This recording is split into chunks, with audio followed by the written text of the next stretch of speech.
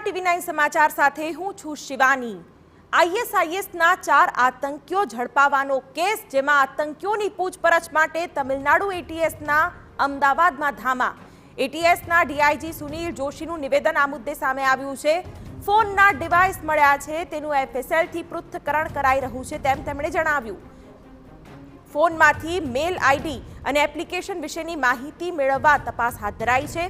તમામ આરોપીઓ રીઢા ગુનેગાર શું ટાર્ગેટ હતો તે મુદ્દે પણ હાલ તપાસ ચાલી રહી છે। કેન્દ્રીય અને વિવિધ રાજ્યોની પોલીસ કરી રહી છે આ મુદ્દે તપાસ।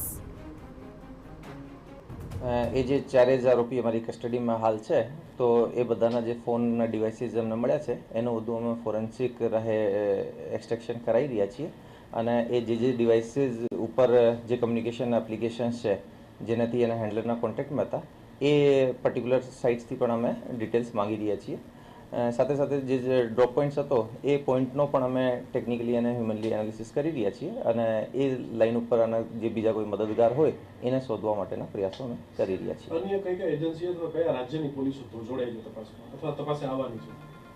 કારણ કે એ જે આરોપીઓ છે એ બીજા દેશથી આવેલા છે અને શ્રીલંકાથી થઈને તમિલનાડુ થઈને અહીંયા પહોંચ્યા છે, તો એ બીજા સ્ટેટ્સની ઘણી બધી પોલીસ અમારી સાથે ઇન્ટ્રોગેશનમાં જોડાઈ છે।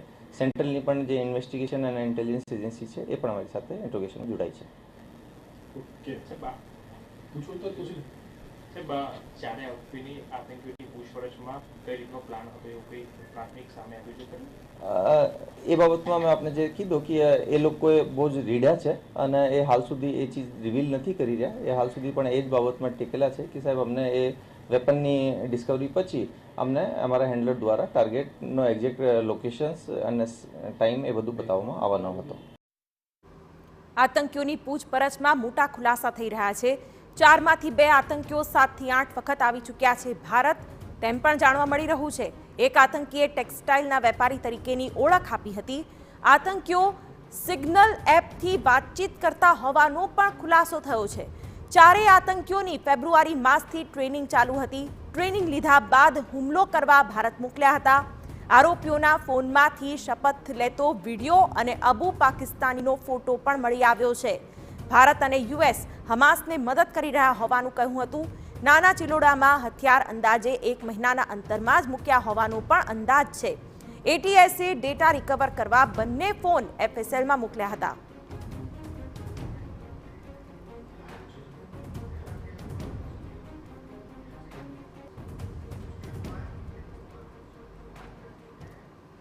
ત્યારે કેન્દ્રીય એજન્સીઓ અને રાજ્યની પોલીસો અત્યારે તો તપાસમાં જોડાઈ છે અને અલગ અલગ એંગલથી તપાસ કરાઈ રહી છે। ક્યાંથી ટ્રેનિંગ મેળવી, ક્યાંથી હથિયારોની વ્યવસ્થા કરવામાં આવી હતી, એ તમામને લઈને હાલ તો મોટા ખુલાસા થઈ રહ્યા છે। અમારા સંવાદદાતા યુનુસ ગાઝી આ વિશે વધુ વાત કરી રહ્યા છે। યુનુસ, અલગ અલગ એંગલથી હાલ તો તપાસ કરવામાં આવી રહી છે, પરંતુ આ આતંકીઓ કયા ષડયંત્રને અંજામ આપવાના હતા તેનો હજી કોઈ નિષ્કર્ષ મળ્યો નથી। કઈ દિશામાં હવે તપાસ? આમ તો અલગ અલગ એંગલ કેન્દ્રીય એજન્સીઓ પણ તપાસી રહી છે। શિવાની, આઈએસઆઈએસ જે આતંકી સંગઠન છે આંતરરાષ્ટ્રીય કક્ષાએ તે પોતાનો આતંક પાથરે છે, પરંતુ દેશની અંદર અને ગુજરાતની અંદર તેઓના શું મનસૂબાઓ હતા તે જાણવા માટે હવે કેન્દ્રીય સુરક્ષા એજન્સીઓ અને વિવિધ રાજ્યોની પોલીસ સતર્ક બની છે। ગુજરાત એટીએસે જે 4 આતંકીઓને ઝડપી પાડ્યા ત્યારથી જ તેઓની સતત પૂછપરછ કરવામાં આવી રહી છે અને તેઓના મનસૂબાઓ શું હતા, તેઓના આકાઓ કોણ છે અને સ્થાનિક કક્ષાએ એટલે કે સ્લીપર સેલમાં કોણ સક્રિય છે, સ્થાનિક કક્ષાએ તેઓને કોણ મદદ કરવાનું હતું, તે તમામ બાબતો અંગે સતત પૂછપરછ કરવામાં આવી રહી છે અને વધુ ખુલાસાઓ થાય તે માટે 14 દિવસના રિમાન્ડ મેળવવામાં આવ્યા છે। પરંતુ 4 આતંકીઓ રીઢા છે, તેઓને અગાઉથી જે શીખવાડવામાં આવેલું છે તે જ પ્રકારનું રટણ કરી રહ્યા છે। મગનું નામ મળી નથી પાડી રહ્યા, એટલે જ એટીએસના જે ચુનંદા અધિકારીઓ છે અને આવી પ્રવૃત્તિઓ સાથે સંકળાયેલ આરોપીઓના મોઢામાંથી જે તેઓના ષડયંત્રો છે તે ઓકાવવા માટે જે અધિકારીઓ નિપુણ છે તેવા અધિકારીઓ દ્વારા સતત પૂછપરછ કરવામાં આવી રહી છે। સાથે જ શ્રીલંકાના નાગરિકો હોવાને કારણે અને આંતરરાષ્ટ્રીય કક્ષાએ કોઈ કાવતરું હતું, રાષ્ટ્રીય કક્ષાએ કોઈ કાવતરું હતું તે જાણવા માટે કેન્દ્રીય સુરક્ષા એજન્સીઓ, જેમાં એનઆઈએ, રો, સેન્ટ્રલ આઈબી, મિલિટરી ઇન્ટેલિજન્સ સહિતની જે સુરક્ષા એજન્સીઓના અધિકારીઓ છે તેઓ દ્વારા પણ પૂછપરછ કરવામાં આવી રહી છે। સાથે જ વિવિધ રાજ્યોની પોલીસ પણ પૂછપરછ કરવામાં આવી રહી છે। આ 4 આતંકીઓ કોલંબોથી ચેન્નાઈ પહોંચ્યા હતા અને ત્યાર પછી ગુજરાત આવ્યા હતા, જેથી તામિલનાડુ સરકાર દ્વારા પણ આ ચારેય આતંકીઓની ભારતમાં પધરામણીના ગંભીરતાથી લેવામાં આવેલી છે. અને તામિલનાડુમાં ચેન્નાઈમાં તેઓ ક્યાં રોકાયા હતા, તેઓના કોણ સંપર્કો હતા, તેઓની સાથે અન્ય કોણ કોણ સંકળાયેલું હતું, સ્થાનિક કક્ષાએ તામિલનાડુમાંથી તેઓને કોઈ મદદ મળી હતી કે કેમ, તે તમામ બાબતોની પૂછપરછ માટે તામિલનાડુ એટીએસના ડીવાયએસપી કક્ષાના અધિકારીના નેતૃત્વ હેઠળની એક ટીમ તેઓની પૂછપરછ કરી રહી છે. સાથે જ છેલ્લા 48 કલાક દરમિયાન જે પૂછપરછ કરવામાં આવી તે દરમિયાન પણ અનેક બાબતોનો ખુલાસો થયો છે. હરીન માત્રાવાડે આપણા સહયોગી તેઓ સતત જે પૂછપરછ હતા અને જે બાબતો છે તેની ઉપર નજર રાખી રહ્યા છે.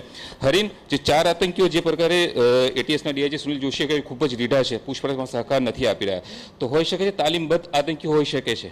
બિલકુલ તાલીમબદ્ધ આતંકીઓ હતા અને 4 આતંકીઓએ 4 મહિનાથી ટ્રેનિંગ લીધી હતી અને 4 મહિનાની તેની ટ્રેનિંગ પૂર્ણ થયા બાદ તેમને હુમલો કરવા માટે મોકલવામાં આવ્યા હતા. હવે અમદાવાદ આવ્યા હતા, ત્યારબાદ તે ક્યાં જવાના હતા, ક્યાં હુમલો કરવાનો, તે વધુ તપાસનો વિષય છે. પરંતુ એટીએસ દ્વારા 6 અલગ અલગ દુભાષિયાઓ રાખવામાં આવ્યા છે, તેના દ્વારા તેની પૂછપરછ કરવામાં છે. કેમ કે તમિલ ભાષા બોલી રહ્યા છે એટલે જે વાતચીત કરે છે તેમાં થોડો અંતર રહે છે, તેને જ કારણે 6 જેટલા દુભાષિયાઓ રાખવામાં આવે છે. બીજી મહત્વની વાત એ સામે આવી છે કે જે સિગ્નલ એપ રાખવામાં આવી હતી, બંનેના ફોન 2 ફોન મળી આવ્યા છે. બંનેના ફોન નવા હતા. તેમનો જે આકા અબુ કરીને છે તેમણે 2 ફોન છે તે નવા આપવામાં આવ્યા હતા અને તેમાંથી સિગ્નલ એપ અને પ્રોટોનનો મેલ છે તે મળી આવ્યું હતું અને તેના દ્વારા છે તેઓ એકબીજા સાથે કનેક્ટ અને અબુ સાથે કનેક્ટ હતા. મહત્વની વાત એ છે કે જે રીતે તેઓ અહીં આવ્યા હતા અને ત્યારબાદ સ્થાનિક જે જગ્યા હતી જ્યાં હથિયારો છુપામાં હતા ત્યાં આસપાસની કોઈ પણ હોટલમાં છે તેઓ રોકાવાના હતા અને ત્યારબાદ નવા કોઈ મેસેજ ન મળે ત્યારબાદ ત્યાં સુધી તે હોટલમાં રોકાવાના હતા, જેથી કરીને કોઈને શંકા ન જાય. જો એટીએસની ટીમ મોડી પહોંચી હોત, એરપોર્ટથી તેમને ઉઠાવ્યા ન હોત, તો કદાચ આ 4 લોકો છે, 4 આતંકીઓ છે તે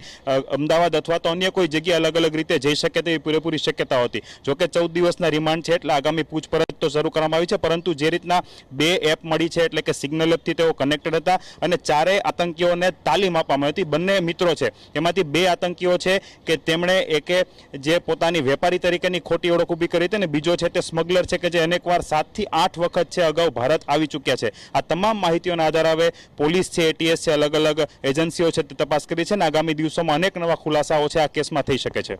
સુરક્ષા એજન્સીઓને ગેરમાર્ગે દોરવા માટે તેઓ કહી રહ્યા હતા કે ટેક્સટાઇલના બિઝનેસ સાથે સંકળાયેલા છે અને તેની ટૂર છે, પરંતુ વાસ્તવમાં તેઓ આતંકનો વેપાર કરવા માટે આવેલા હતા, આતંક ફેલાવવા માટે આવેલા હતા. તેઓને સ્થાનિક કક્ષાએ કોની મદદ મળવાની હતી તે અંગે શું કહી રહ્યા છે અધિકારીઓ, તે દિશામાં કઈ શું તપાસ કરવામાં આવી રહી? બિલકુલ, અત્યારે જે પ્રાથમિક પૂછપરછ છે તેમાં સામે આવ્યું છે કે અત્યાર સુધી તેઓ તેનો મોબાઈલનો એક્સેસ આપતા ન હતા, પરંતુ ત્યારબાદ મોબાઈલનો એક્સેસ મળ્યો ત્યારબાદ ખ્યાલ આવ્યો કે આ લોકો વેપારી નથી, આ લોકો ધંધાર્થે નથી આવ્યા, પરંતુ આતંકી કનેક્શન સાથે જોડાયેલા છે. આ ઉપરાંત તેમના મોબાઈલમાંથી એક વિડીયો, શપથ લેતો વિડીયો મળી આવ્યો છે અને 5 અલગ અલગ ફોટાઓ મળી આવ્યા છે.